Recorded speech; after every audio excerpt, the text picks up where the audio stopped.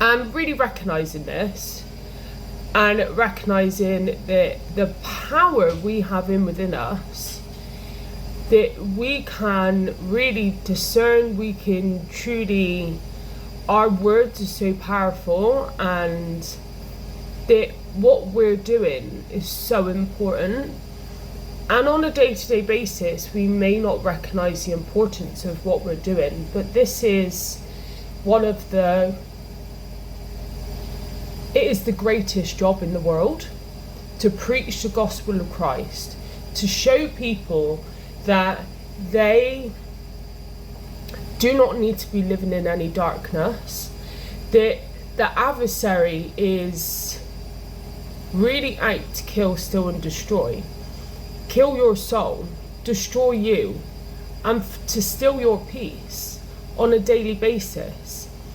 But Jesus came that you can have life and live it more than abundant, that you don't need to be worrying, fretting, that you have the authority within you to remove, to ensure that the adversary is not having no hold on you, that you're not bound to anything, that you are free from this world. And people who are carnal may completely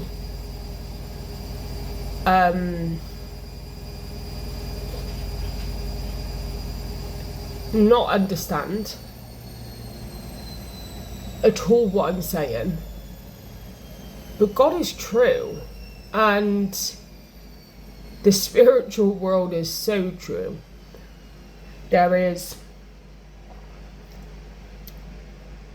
devil is working, and it is a true battle of good and evil, but the good has won. And because Christ is risen, and he is going to come back and gather us up. Actually, we will be gathered up. And then for people who know that there'll be 7 years of us with Christ, and then come back and defeat the devil anyway. And people see this as make-believe. People see this as not important. But where are you going when you die? What are you doing? And this is the most important job. This is the most important thing, because you can have money, you can have riches, you can have the wonderful house, you can have the most perfect family. And I mean, in the world way. And I'm not counteracting. You have got a great family. What I'm saying is, you can have all the things in the world, but what does it matter if it costs your soul? If it costs the person that you are, and because you have chased a career, you've chased money, you have chased a house, you've chased a nice car, what does that serve you later in life? When you have when you've achieved, and I'm not saying that there's great things that you can achieve. These things may satisfy you for a short time, but won't fully satisfy you. That's why people are after, they still look for more. They are not satisfied, because the only one that can satisfy your soul is Jesus Christ, is the love of God and the love of his Son. And when you recognize that this isn't a game, that we're not playing playground, that this is true living, and that when you die, you're either going to heaven or you're going to hell. And if you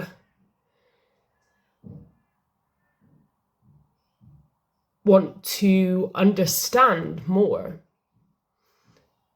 we have great people around us. I have wonderful ministers who have great wisdom of God, who have been through so much. God has done absolutely amazing for them. It's just their life is a huge testament to God and God's love and God's faithfulness, and how God really can take you and any ill health you could be healed from. I was sat with Kim, which is Lawrence and Kim, which are my ministers and their husband and wife. And sorry, I don't know whether you heard that because I had a phone call. Lawrence and Kim, they are husband and wife, my ministers. And sorry, carrying on, I'm completely changed in my car now because my son needed me. So I will carry on from what I was sharing, and I was just really saying that, that my ministers, Lawrence and Kim, I was having just such a great conversation with them on Thursday. It was my day for my one-on-one, and we spent some time downstairs with Kim, which was just so lovely. And she was actually the one that really encouraged me to read from Witchcraft Christ. This book has been staring at me for a long time, but to be honest, now was definitely the right time for me to read it, and I thought I'm actually gonna sit and now read this. So which has made such an impact on the knowing of our authority, just the knowing of, devil spirits, and how true and how real this is. And so going on from that, we were speaking, and Kim was really just explaining how beforehand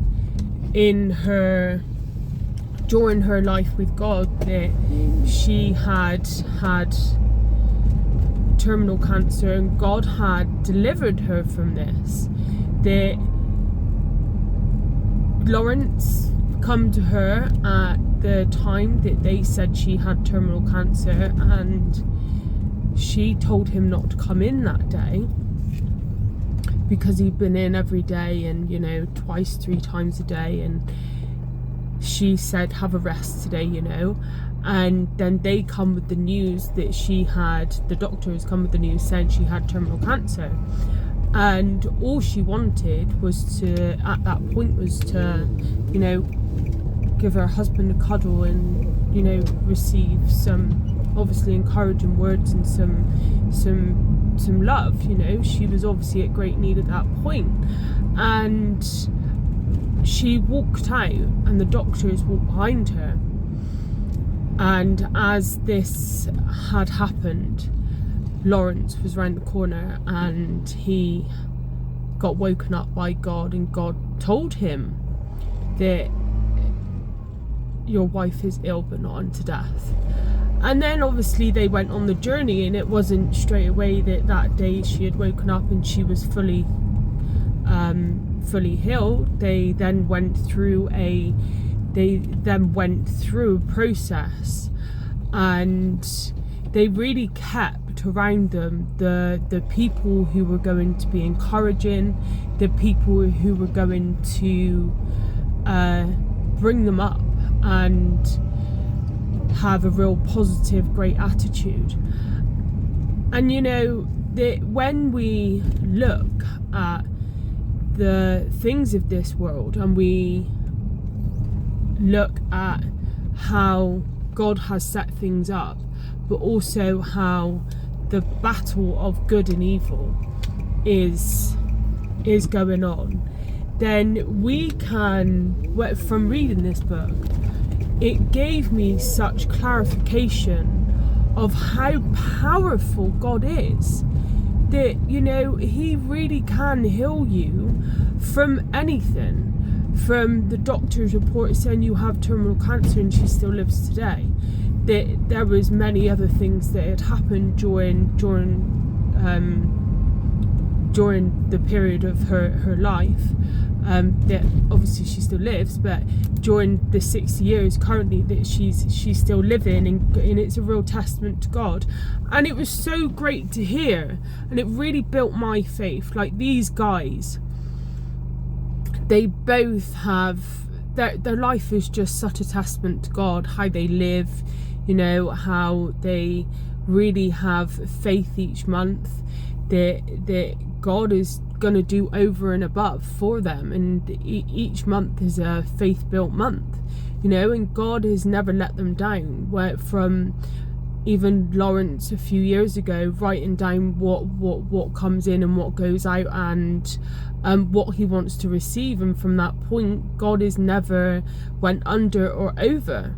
It's a miracle. Every month a miracle happens, and these may be small things, which is actually really big. Everyone needs money to live, you know, but when it comes down to health, that's the most important thing, and that's where we don't even need to worry.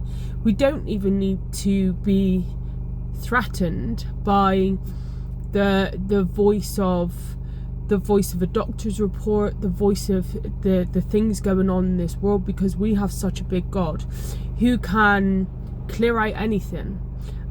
He can, and from reading that book, like how many devil spirits there is, and to actually see that what we may see as mental illness, or we may the doctors have said, even in that book it explains that the doctors said there's no such thing as devil spirits, there's no such thing as Jesus Christ. But there's a part where she has weekend leave from the hospital.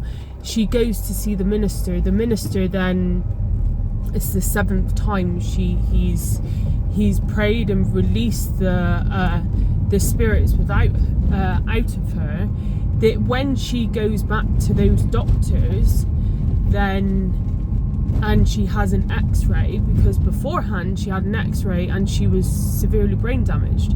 When she goes back from that weekend of being delivered from the spirits that were within her, the x-ray report had come back and said that she had no sign of trauma within the brain. It's a miracle. And from that, the nurses said Jesus lives, because it was impossible from how she was so mentally ill, so broken and riddled with spirits, that the story, if you read it, you would really understand where I have it's a true story of a lady, and she actually come to Bristol from London, come to Bristol, and yes, it's one of the most best books, captivating books that I've ever read, and I'm so thankful that I listened, and I have 3 chapters left to read, and God has really opened my eyes to see that this world isn't, the word of God isn't just to be messed around with. This is true, and this is living, and it's up to you whether you're gonna take the words gladly, or you're going to take the words as a woman just speaking and not believing them, because God is real. Jesus Christ is risen, and he is going to come one day, and everyone has a choice, and everyone has a decision to make, whether they're gonna believe Jesus Christ was raised from the dead, speak it from thy mouth, and when they speak, they're saved, and then they can come to a knowledge of truth, and the truth will set you free.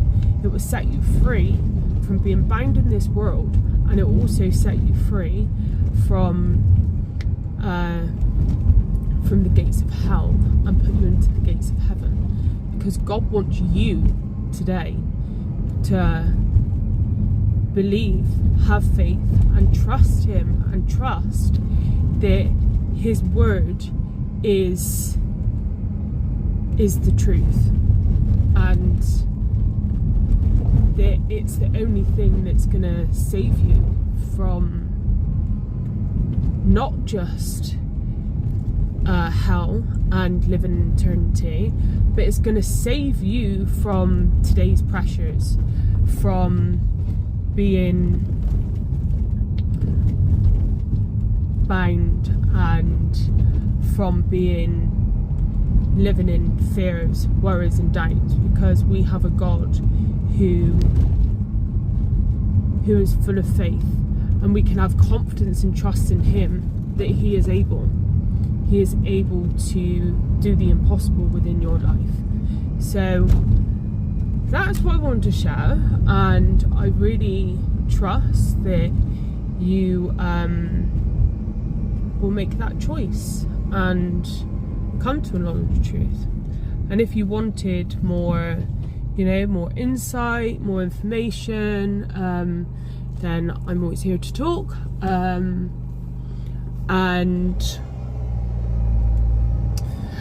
So are my ministers, and so are the people around us.